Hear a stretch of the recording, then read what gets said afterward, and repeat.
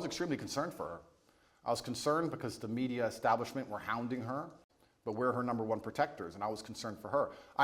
I wasn't concerned for myself in jail. I didn't even suffer in jail as much as I did when I got out. I didn't have nightmares in jail. I had nightmares once I left jail. I was in the middle of a battle trying to make sure that everybody I love and care about is taken care of and trying to make sure that bills are paid.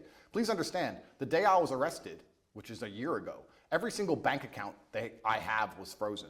All of my assets were taken. I haven't had a dollar of money You had 10 since cars January. taken, I think. 15. 15 cars and how many properties?